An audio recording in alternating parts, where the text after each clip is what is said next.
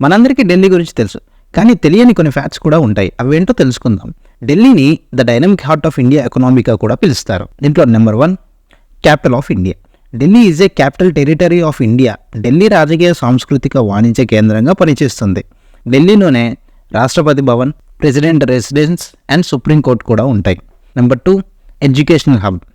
Delhi is a major education hub in India.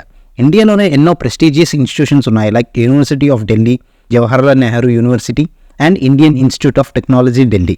It attracts students from across India and abroad.